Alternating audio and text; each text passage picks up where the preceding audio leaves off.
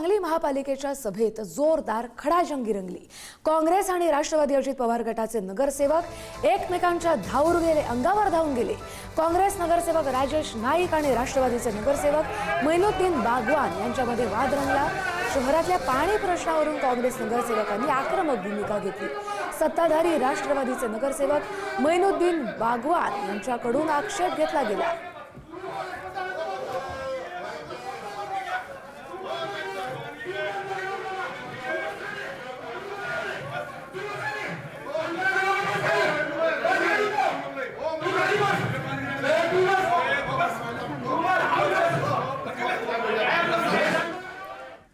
छत्रपती संभाजीनगर पालिकेनंतर आता जिल्हा परिषदेवर भाजपनं झेंडा रोवलाय।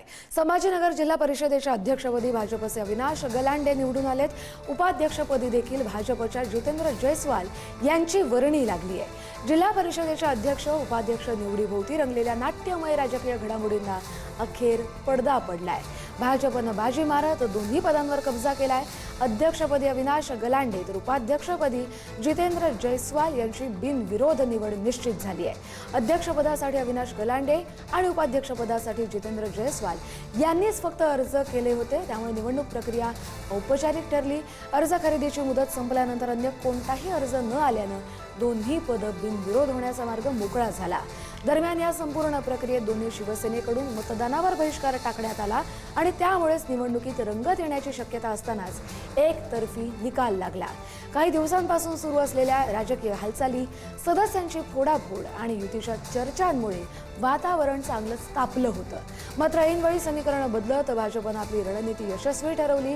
विशेष म्हणजे ठाकरेंच्या शिवसेनेनं तटस्थ भूमिका घेतल्याचं चित्र दिसलं, तर दुसरीकडे बहिष्कारामुळे विरोधकांचा प्रभावही कमी झाला। परिणामी भाजपनं जिल्हा परिषदेत सत्ता स्थापन करत आपली पकड अधिक मजबूत केली आहे।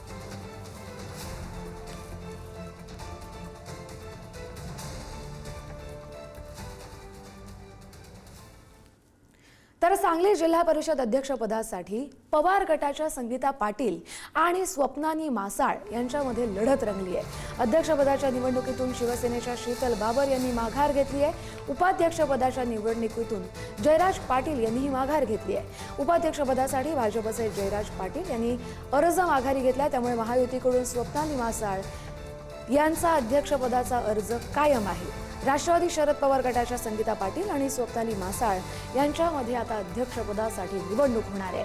उपाध्यक्षपदासाठी भाजपचे हिम्मत जाधव आणि महाविकास आघाडीचे ऋषिकेश लाड यांच्यात निवडणूक होईल।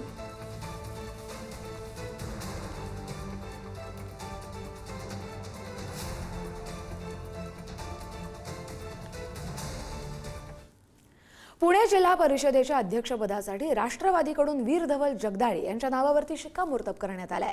उपमुख्यमंत्री सुनेत्र पवार यांनी जगदाळे यांच्या नावाला हिरवा कंदील दिलाय। वीर धवल जगदाळे जिल्हा परिषदेच्या अध्यक्षपदासाठी उमेदवारी अर्ज त्यांनी भरलाय। निवडणूक बिनविरोध होण्याची त्यामुळे शक्यता आहे।